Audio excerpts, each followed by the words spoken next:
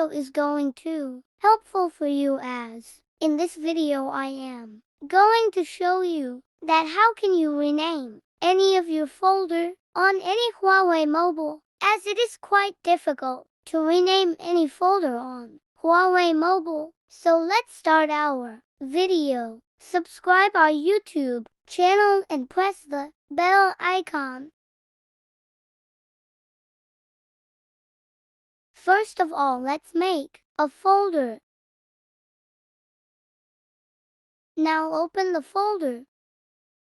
Now long press on the folder as the pointer points the place where we have to long pre.